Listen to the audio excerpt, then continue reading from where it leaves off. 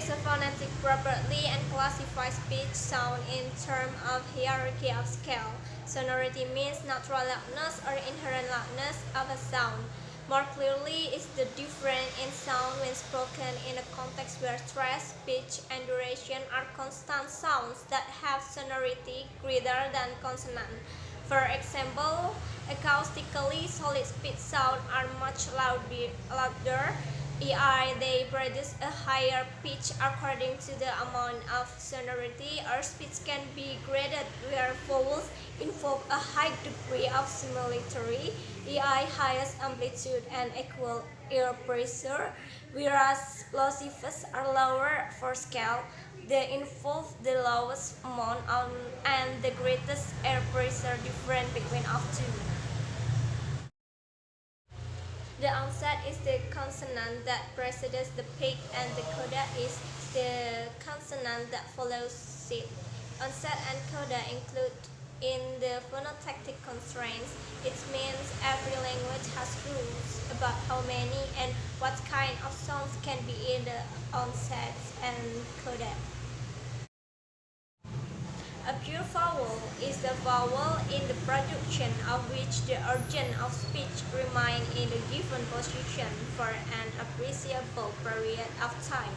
It is found in words he, who, and far. A diphthong is a vowel sound in which there is an intentional glide from one vowel position to another vowel position, and which is produced is one single impulse of breath. It can be found in word no, may, who, high, boy. Semivowels are speech sounds that are on the borderline between vowels and consonant. The sounds y and w can be classified into semivowel sounds. Such a gliding vowels may also be found after a syllabic vowels, the combination of which has been called a diphthong. Example, now, it can be rewritten as now. Say may be rewritten as say. Linguistics classify vowels according to four pieces of information: tongue height, tongue backness, lip rounding, and tenseness. Tongue height means vowels are classified in terms of how much space there is between the tongue and the roof of the mouth, which is determined by the height of the tongue. There are three primary height distinctions amongst vowels: high, ortho's, low, or apparent, and mild.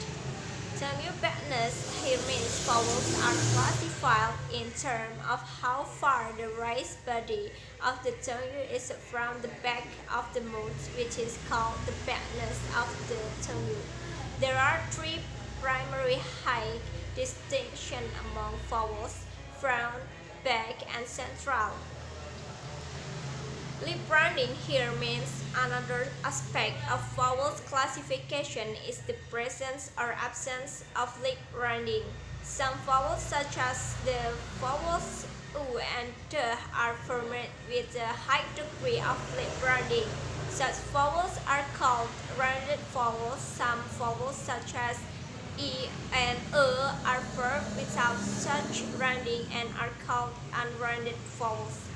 Tenseness is another aspect of vowels classification. It is commonly characterized in terms of the tenseness or laxness of the articulators.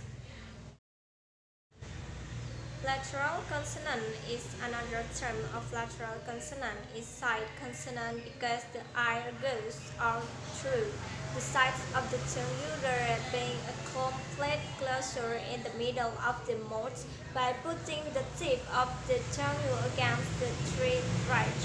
In English has two kinds of lateral consonants. Those are clear and dark.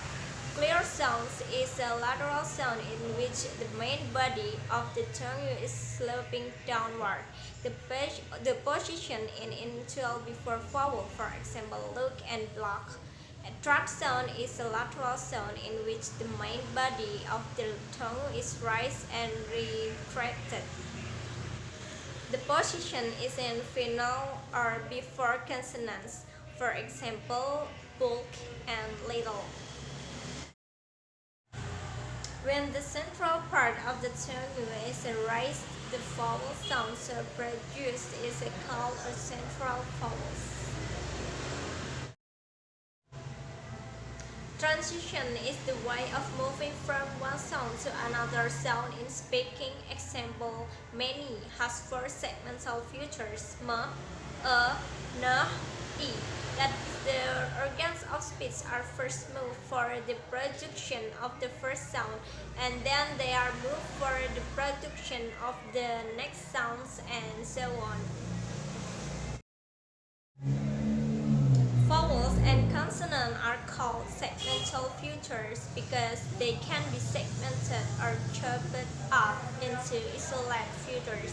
The classification of speech sounds into vowels and consonants is based on the differences in their functions in an utterance and in the voice of production.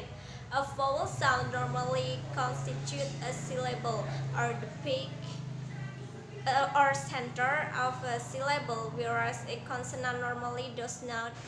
A vowel sound is a syllabic because a vowel sound has inherently greater sonority or greater carrying power than a consonant.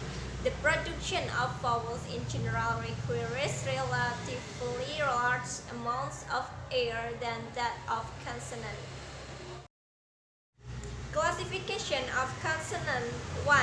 The place where the optimum abstraction takes place is called the place of abstraction or point of articulation.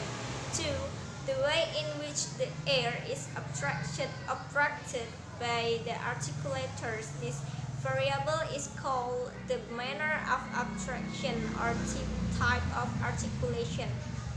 3. The activity of the vocal cords. The obstruction of the air above the larynx is accompanied by the vibration of the vocal cords or voice or not voiceless.